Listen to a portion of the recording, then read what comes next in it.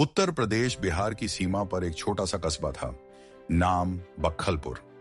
यह कस्बा मानचित्रों में नहीं मिलता था, क्योंकि सरकारी बाबुओं का कहना था कि यह अस्तित्व में ही नहीं है। लेकिन वहां रहने वाले लोगों का कहना था कि वे यहीं जन्मे थे, यहीं मरना चाहते हैं, बस सरकार ही कल्पना लोक में रहती है। बक्खलपुर के बारे में सबसे अजीब बात यह थी कि यह कस्बा उल्टी दिशा में चलता था। सड़कें पीछे की तरफ बढ़ती थीं, लोग पीछे मुड़कर चलते और फिर भी आगे पहुंच जाते थे। घड़ियां उल्टी चलती थीं, लेकिन समय सही रहता था। लोगों को आदत थी, जैसे किसी ने कहा मैं कल आया था, तो उसका मतलब होता था मैं कल जा रहा हूं।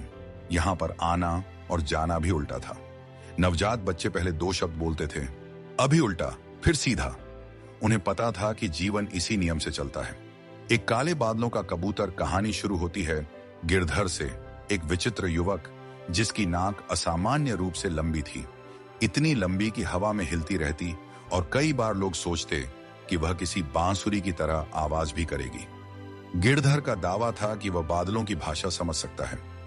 लोग मजाक उड़ाते, मगर एक दिन कस्बे के ऊपर से गुजरती काली आंधी ने सबकी हंसी रोक दी। उस आंधी के बीच से एक काला कबूतर निकला, पूरा काला, आंखें हरी और चोंच नीली। कबूतर ने आकर गिरधर की नाक पर बैठकर कहा, रिपोर्टिंग टू मैसेंजर। बादल बड़ी मुसीबत बताना चाहता। कस्बे में खामोशी छा गई। किसी ने पूछा, यह कबूतर क्यों बोल रहा है? किसी ने कहा, अरे यहां सब उल्टा चलता है, तो कबूतर न बोले तो अजीब लगेगा। गिरधर ने कबूतर की बात सुनी और गांव वालों से बोला, बादल कह रहा है कि बक्खलपुर को अदृश्य करने का आदेश आ गया है। कौन देगा ऐसा आदेश? मुखिया ने पूछा। आसमान मंत्रालय, गिरधर ने शांत स्वर में कहा। सब सकते में आ गए। बक्खलपुर के लोग पहले ही दुनिया के लिए अदृश्य थे, अब आसमान भी उन्हें गायब करना चाहता था। 2. आसमान मंत्रालय। आसमान मंत्रालय एक अदृश्य सरकार थी जो बादलों, हवाओं और कबूतरों पर राज करती थी। मंत्रालय का मुख्य नियम था, जो धरती को समझ नहीं आता उसे आसमान से हटाया जाएगा। बक्खलपुर हमेशा से नियम तोड़ता आया था, उल्टा चलता था, उल्टा सोचता था, उल्टा जीता था। इसलिए मंत्रालय उन्हें अनियमित इकाई मानता था। अब उन पर आसमान से निगरानी अधिकारी भेजा गया था। वह कोई मानव नहीं था, बल्कि एक बिजली के खंभे के आकार का चमकीला कीड़ा, जो रात में आकाश में तैरता और हर घर की बांसुरी की तरह टुन टुन आवाजें निकालता। लोग उसे कहते टुनक जी। टुनक जी का काम था यह देखना कि गांव के लोग आसमान मंत्रालय के नियम तो तोड़ नहीं रहे। एक रात टुनक जी अचानक गिरधर के घर की छत पर उतरा। गिरधर आधी रात को भुट्टा भून रहा था। टुनक जी ने कहा, नियम उल्लंघन संख्या 120, आधी रात को भुट्टा भूनना मनाही। उसकी आवाज बिल्कुल सरकारी नोटिस जैसी थी। गिरधर ने पूछा, क्यों मनाही? टुनक जी ने कहा, क्योंकि इस समय आसमान के भगवान ज्वलनशील चीजें खाने वालों से एलर्जी महसूस करते हैं। गिरधर ने कहा, भगवान भी एलर्जी रखते हैं? हमारा कस्बा तो उनसे भी ज्यादा संवेदनशील है। टुनक जी ने यह सुनकर नोटबुक में शिकायत लिख ली। अगले दिन पूरे बक्खलपुर में नोटिस लग गए, कस्बे को 10 दिनों में अदृश्य किया जाएगा, तैयारी कर लो। लोग घबरा गए, लेकिन मुखिया ने कहा, बक्खलपुर को कभी किसी ने मिटाया है, हम उल्टे हैं मगर मिटते नहीं। 3.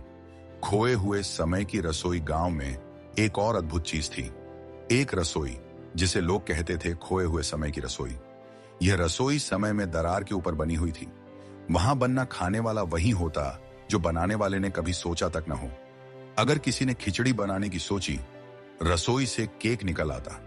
अगर किसी ने पराठा मांगा, रसोई उसे बादल के स्वाद वाला सूप दे देती। रसोई अपनी इच्छा से भोजन बनाती थी और कोई नहीं जानता था कि वह कौन सी इच्छा है।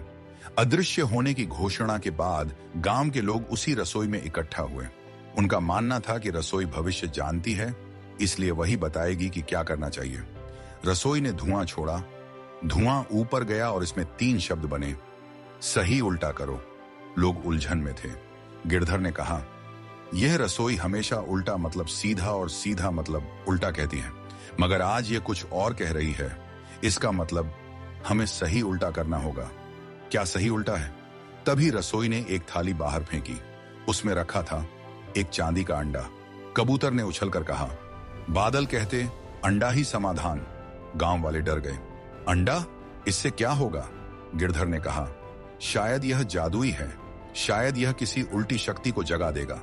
कस्बे के पंडित बोल पड़े, यह काला अंडा है, चांदी का आवरण सिर्फ छलावा, अंदर कोई प्राणी होगा। रसोई ने तुरंत पंडित के मुंह पर गरम पराठा फेंककर उसकी बात काट दी। गांव वालों को समझ आ गया, रसोई खुद बताना चाहती है, वे अनुमान लगाने की कोशिश न करें। तभी अंडा फटा, उसे निकला एक छोटा गोल प्राणी जिसका न आकार समझ आए न दिशा। वह हर पल आकार बदल रहा था, कभी ईंट, कभी चम्मच, कभी पहिया, कभी रोता हुआ बादल। गिरधर ने कहा, यह दिशा ऊर्जा है, यह सब कुछ उल्टा सीधा कर सकती है। प्राणी बोला, मेरा नाम है अभोरा, मैं दिशाओं का संतुलन ठीक करता हूं। 4 अदृश्यता का दिन 10वां दिन आया। आसमान गहरे नीले रंग का हो गया था, जिसे लोग चेतावनी नीला कहते थे। बादल नीचे झुक आए थे, जैसे आसमान खुद उतरकर कस्बे को कैद करना चाहता हो। काले बादलों का कबूतर मंडरा रहा था। अदृश्यता शुरू। 5 मिनट में लोग इधर उधर भागने लगे। टुनक जी ऊपर उड़ रहा था। नियम 200, घबराना मना है, जो घबराएगा उसकी अदृश्यता पहले होगी। गिरधर ने कहा, सब पीछे की तरफ चलो। लोग उल्टी दिशा में भागे। अभोरा हवा में तैरकर चमकने लगा। मैं दिशा को उलट दूंगा, जब दिशा बदल जाएगी तो अदृश्यता का असर उल्टा हो जाएगा, और उल्टा असर का मतलब प्रभाव खत्म। वह चमका। कस्बे की हवा उलटी घूमने लगी, पेड़ उल्टा झूमने लगे, घरों के दरवाजे ऊपर से नीचे खुलने लगे। घड़ियां उल्टी ही सही, लेकिन और उल्टा घूमी, और तभी आसमान मंत्रालय की अदृश्यता किरण नीचे उतरी। पर जैसा होना था वह उल्टा हो गया। किरण ने कस्बे को अदृश्य करने की बजाय खुद को अदृश्य कर दिया। पूरा आकाश गायब हो गया, नीला रंग गायब, बादल गायब, टुनक जी गायब।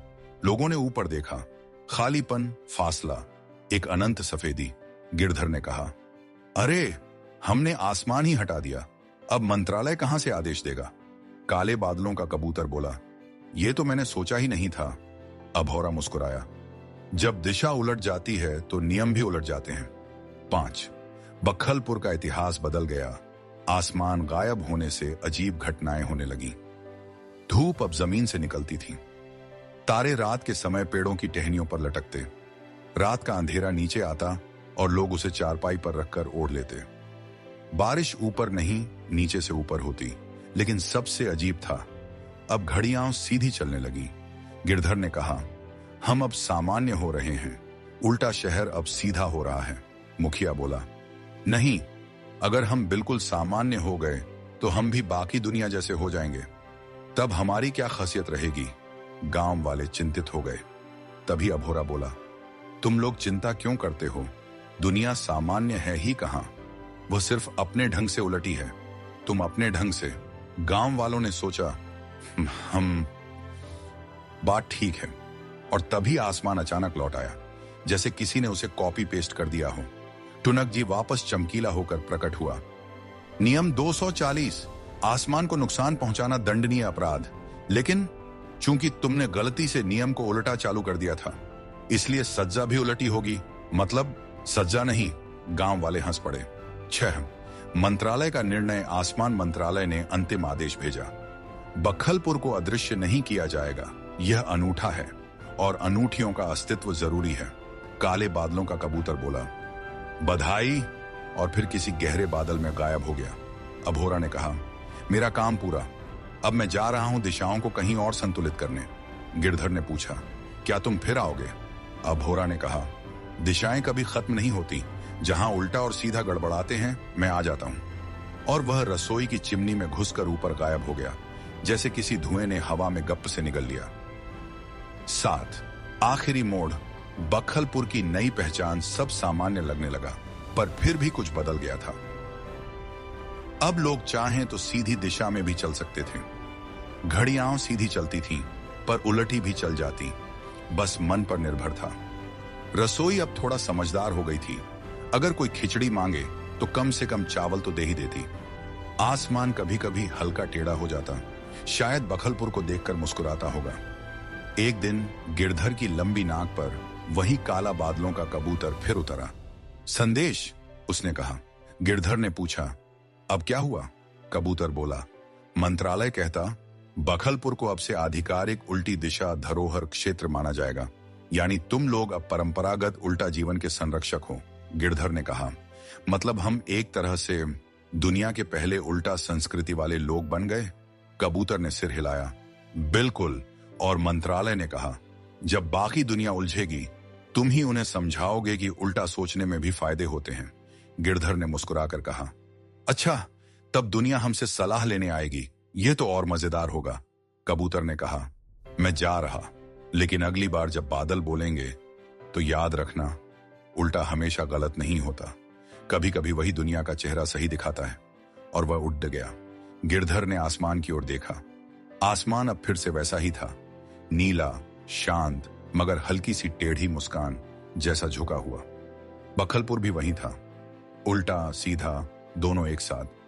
और दुनिया शायद पहला ऐसा कस्बा देख रही थी जहां अजीब होना सामान्य था और सामान्य होना अजीब।